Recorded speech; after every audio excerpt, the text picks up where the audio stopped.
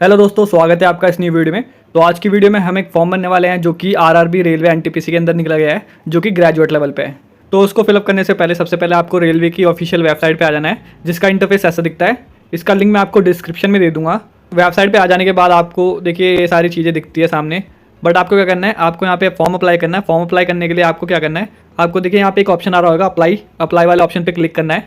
इसके बाद देखिए आपके सामने दो ऑप्शन आ रहे होंगे, क्रिएट अकाउंट और ऑलरेडी हैव एन अकाउंट।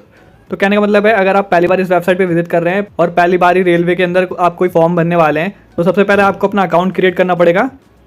उसके बाद ही आप आगे का फॉर्म फिलअप कर पाओगे। जिसने ऑलरेडी कोई फॉर्म भरा हो रेलवे में और उसका अकाउंट क्रिएट हो रखा है, तो उसको इस वाले ऑप्शन पे क्लिक करके आगे का फॉर्म फिलअप करना पड़ेगा। तो हम पहली बार फॉर्म भर रहे हैं रेलवे में, तो चलिए क्रिएट अकाउंट वाले ऑप्शन पे क्लिक करते हैं। उसके बाद पॉपअप आता है, आपको ओके कर देना है।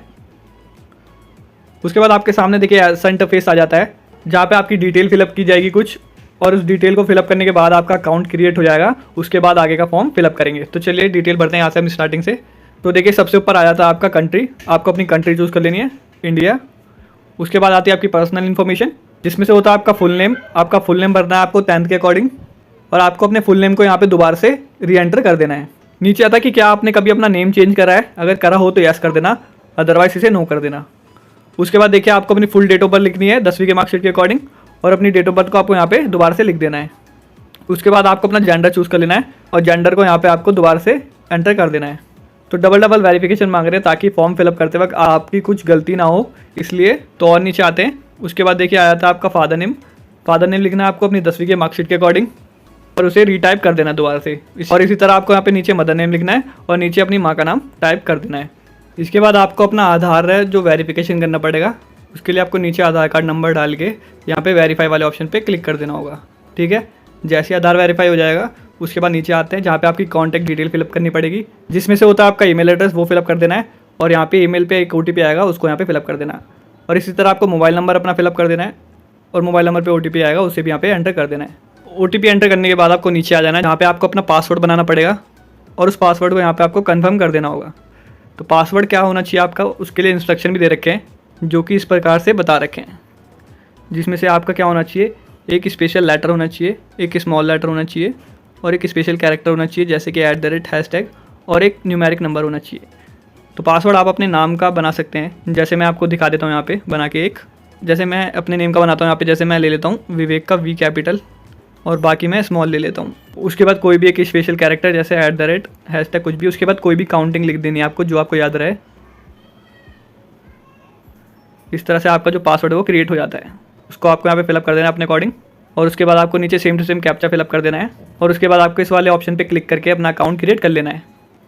उसके बाद दोबारा से आपको वेबसाइट के होम पेज पे आ जाना है, जहाँ पे आपको अप्लाई वाले ऑप्शन पे क्लिक करना है, और यहाँ से आपको अब लॉगिन करना है। लॉगिन करने के लिए आपको इस वाले ऑप्शन पे क्लिक करना है, ऑलरेडी हैव एन अकाउंट, क्योंकि आपने अकाउंट क्रिएट कर लिया है। इस पर क्लिक करते हैं। यहाँ पे देखिए लॉगिन का ऑप्शन आ जाता है, जिसमें आपको डिटेल भरनी पड़ती है, जैसे कि आपका मोबाइल नंबर, ईमेल आईडी, दोनों में से कोई एक चीज़, और जो पासवर्ड आपने क्रिएट करा वो आपको यहाँ पे फिलअप कर देना है। उसके बाद सेम टू सेम ये वाला कैप्चा फिलअप कर देना है।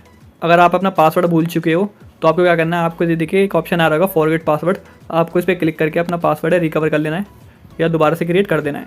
तो डिटेल डालने के बाद आपको यहाँ पे लॉगिन वाले ऑप्शन पे क्लिक कर देना है। तो चलिए लॉगिन वाले ऑप्शन पे क्लिक करते हैं और आगे का फॉर्म फिलअप करते हैं। तो देखिए आप डैशबोर्ड पे एंटर कर जाते हो, जिसका इंटरफेस ऐसा दिखता है। तो स्टार्टिंग में आपके सामने इंस्ट्रक्शन आ जाते हैं। उसके बाद नीचे आते हो तो आप देखोगे यहाँ पे एक ऑप्शन आ रहा होगा ऑनलाइन फॉर्म, आपको इस वाले ऑप्शन पे क्लिक करना है। उसके बाद और नीचे आना है। तो यहाँ पे देखिए आपके सामने देखिए फॉर्म की डिटेल आ जाती है कि किस फॉर्म के लिए आपको अप्लाई करना है। तो आरआरबी ग्रेजुएट लेवल के लिए करना है या अंडर ग्रेजुएट लेवल के करना है, दोनों बता रखा है। जो ये वाला फॉर्म है ये अंडर ग्रेजुएट लेवल मतलब 12th के लिए है, और नीचे वाला देखिए ये ग्रेजुएट लेवल के लिए है। तो यहाँ पे आपको देख लेना है कि कौन सा फिलअप करना है। तो अभी हमको ग्रेजुएट लेवल वाला फिलअप करना है, तो फिलअप करते हैं इसको। उसके लिए देखिए यहाँ पे आपको ऑप्शन आ रहा होगा, ये देखिए जोन, आपको यहाँ पे जोन चूज़ कर लेना है। तो देखिए मैं जोन के लिए क्लिक करता हूँ, तो आपके सामने जोन आ जाती है कि किस जोन में आपको अप्लाई करना है। और मैंने आपको बता रखा था कि तो यहाँ पे आपको बहुत ध्यान से अपने जोन को चूज़ कर लेना है कि किस में ज़्यादा वैकेंसी है और किस जोन में चांसेस है आपके सिलेक्ट होने के, वो आपको अपने अकॉर्डिंग चूज़ कर लेना है। ठीक है, अपना जोन चूज़ करने के बाद आपको ये देखिए चेकबॉक्स वाले ऑप्शन पे क्लिक करना है। उसके बाद नेक्स्ट वाले ऑप्शन पे क्लिक करना है। इसके बाद हम नेक्स्ट पेज पे एंटर कर जाते हैं, जहाँ पे देखिए दिखा देता है कि डिटेल्स आपको कि आपके आधार के थ्रू वेरीफाई हो चुकी है। और आपको नीचे आना है, जहाँ पे आपको अदर्स डिटेल फिलअप करनी पड़ेगी, जो कि इस प्रकार से है इसी के ये सारी डिटेल फिलअप करने के बाद ही आपका जो फॉर्म है वो सक्सेसफुली सबमिट होगा। तो अभी हम पर्सनल डिटेल वाले पेज पे है, जिसमें से हमारी थोड़ी डिटेल ऑलरेडी फिलअप हो रखी है। वो बता देता हूँ क्या क्या डिटेल आपको फिलअप करनी है।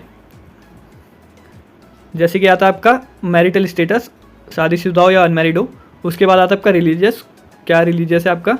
उसके बाद आता है कि आपकी मातृभाषा क्या है, ठीक है, वो आपको चूज़ कर लेना है। उसके बाद आता है कि आपको जो एग्ज़ाम है वो कौन सी लैंग्वेज में देना है। इसमें बहुत सारी लैंग्वेज है, तो आपको अपने अकॉर्डिंग चूज़ कर लेना है, ठीक है। उसके बाद आता है आपका आइडेंटिफिकेशन मार्क, आपकी बॉडी पे अगर कोई निशान है तो उसकी डिटेल आपको यहाँ पे फिलअप कर देनी है। और जो दूसरा वाला आइडेंटिफिकेशन मार्क है, अगर है तो आपका तो लिख दीजिए, अदरवाइज इसको नन कर दीजिए, ठीक है। इसके बाद आपको नीचे आना है, जिसमें आपको अपनी कम्युनिटी डिटेल फिलअप करनी है, जैसे कि आप किस कैटेगरी से बिलोंग करते हैं। उसके बाद आता है कि आपकी कास्ट क्या है। उसके बाद आता है आपका सर्टिफिकेट नंबर। उसके बाद आता है कि किस अथॉरिटी ने आपका सर्टिफिकेट इशू करा था। उसके बाद आता है कि कौन से राज्य से इशू किया गया था। उसके बाद आता है कि कौन सी डेट को इशू किया गया था सर्टिफिकेट।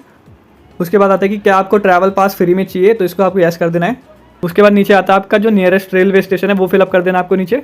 उसके बाद नीचे आता है कि जो कास्ट सर्टिफिकेट है आपको यहाँ पे इसको अपलोड करना है, जो कि फॉर्मेट होना चाहिए ओनली आपका PDF के अंदर, जिसका साइज़ 500 KB के अंदर होना चाहिए। तो डॉक्यूमेंट के साइज़ को किस तरह से कन्वर्ट किया जाता है उसके लिए मैंने ऑलरेडी वीडियो बना रखी है, जिसका लिंक मैं आई बटन में दे दूँगा, साथ ही साथ डिस्क्रिप्शन में भी दे दूँगा। उसके बाद नीचे आते हैं जहाँ पे आपका पोस्टल एड्रेस आता है। पोस्टल एड्रेस में आपका देखिए प्रेजेंट एड्रेस चाहिए, आपका अभी का पता है। अगर आपका प्रेजेंट एड्रेस और परमानेंट एड्रेस दोनों सेम है तो आपको देखिए इस वाले चेक बॉक्स पे नीचे क्लिक कर देना है। ये देखिए दिखा रखा है ब्लू में इसमें। अगर दोनों अलग अलग तो आपको दोनों अलग अलग फिलअप करने पड़ेंगे, ठीक है। जिसमें प्रेजेंट एड्रेस में सबसे पहले आता है कि कौन से राज्य से हो आप। उसके बाद कौन सा जिला है आपका। उसके बाद आता है कि आपका पूरा एड्रेस का नंबर, ब्लॉक, एरिया जो भी है वो लिख देना आपको। उसके बाद नीचे टाउन, विलेज, सिटी, टाउन कुछ भी चूज़ कर लेना है एक। और उसके बाद आपको अपने एरिया का पिन कोड लिख देना है। और उसके बाद आपको चेक बॉक्स पे क्लिक कर देना है अगर दोनों एड्रेस सेम है तो। उसके बाद नीचे आ जाना है। नीचे आ जाने के बाद आपको सेव वाले ऑप्शन पे क्लिक करना है। पहले सेव वाले ऑप्शन पे क्लिक करने के बाद डेटा सेव हो जाएगा। उसके बाद आपको नेक्स्ट वाले ऑप्शन पे क्लिक कर देना है। तो डेटा सेव हो चुका है, अब नेक्स्ट वाले ऑप्शन पे क्लिक कर देते हैं। तो हम नेक्स्ट पेज पे एंटर कर जाते हैं, जिसमें आपको अपनी अदर्स डिटेल फिलअप करनी पड़ेगी, जिसमें ऐसा आता है कि क्या आप एक्स सर्विसमैन है या नो, अपने अकॉर्डिंग लिख देना नो।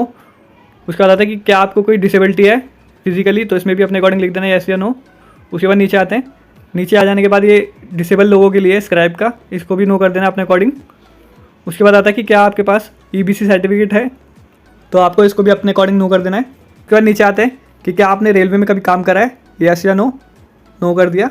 उसके बाद आता है आपका करंट डिपार्टमेंट कौन सा है, इनमें से है यस कर दो, अदरवाइज इसे नॉट एप्लीकेबल कर दो। उसके बाद नीचे आते हैं। नीचे आ जाने के बाद आपको अपनी बैंक की डिटेल फिलअप करनी है, जिसमें आपकी जो रिफंड फीस है वो आएगी, जैसे कि आपका नाम, आपका बैंक अकाउंट नंबर को आपको यहाँ पे कंफर्म कर देना है, आपका बैंक का IFSC कोड जो कि आपकी पासबुक पे होता है, आपका बैंक का नाम और बैंक का एड्रेस, ठीक है। उसके बाद आपको देखिए सेव वाले ऑप्शन पे क्लिक कर देना है। तो देखिए डेटा हमारा सेव हो चुका है। अब नेक्स्ट वाले ऑप्शन पे क्लिक कर देते हैं।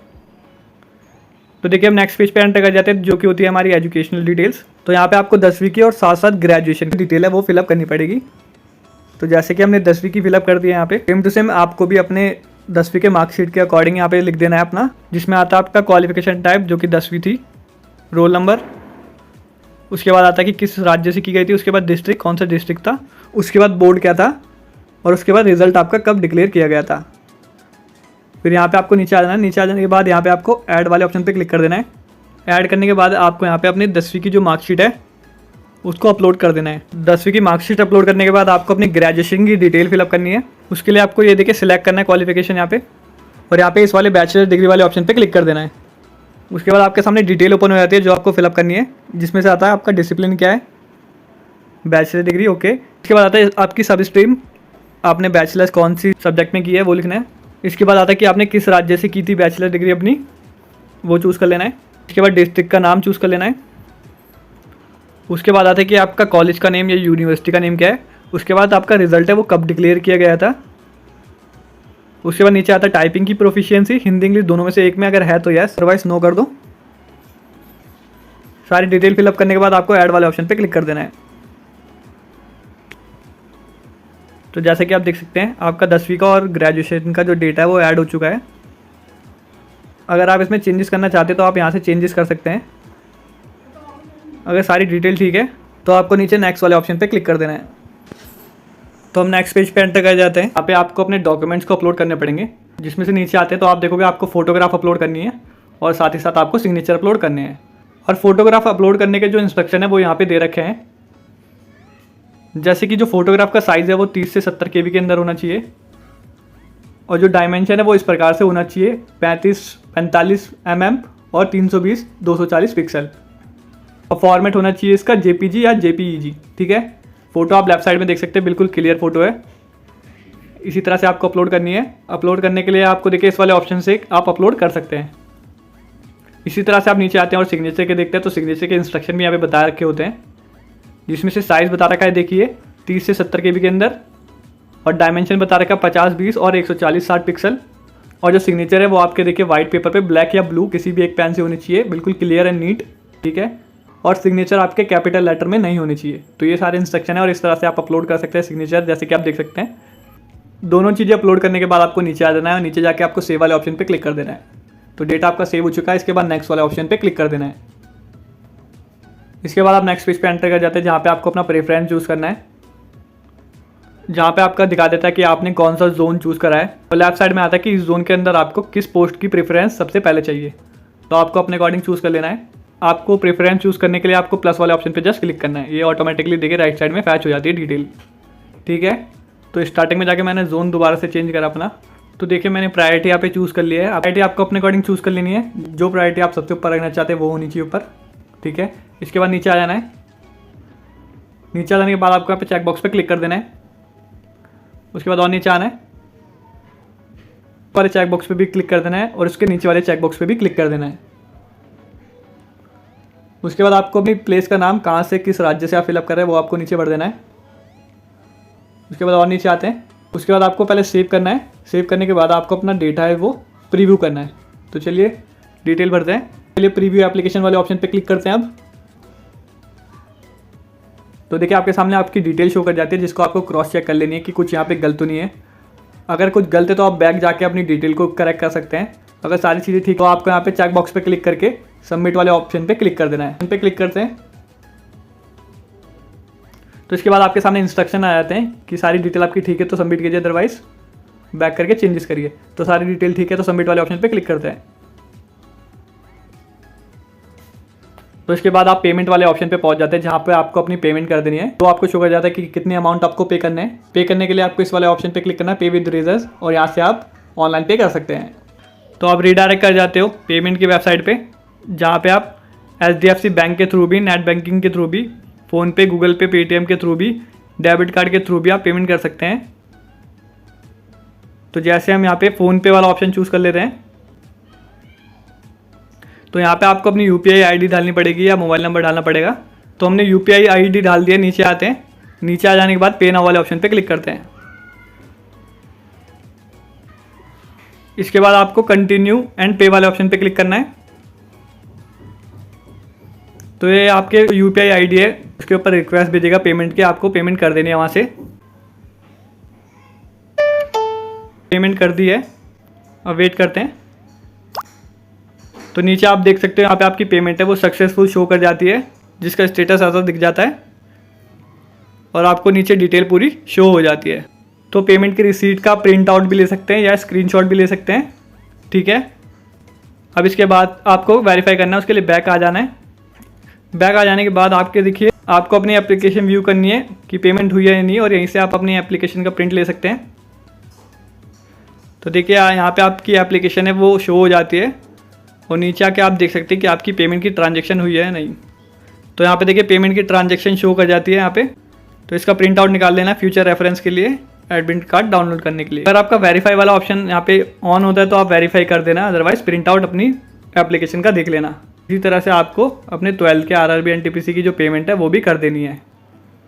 तो यहीं तक थी पूरी वीडियो। अगर आपको वीडियो इन्फॉर्मेटिव लगी होगी तो प्लीज़ इस वीडियो को लाइक कर देना और जाते आते प्लीज़ मेरे चैनल को सब्सक्राइब कर देना। तो मिलते हैं एक न्यू वीडियो में एक न्यू इन्फॉर्मेशन के साथ। तब तक के लिए बाय बाय, टेक केयर।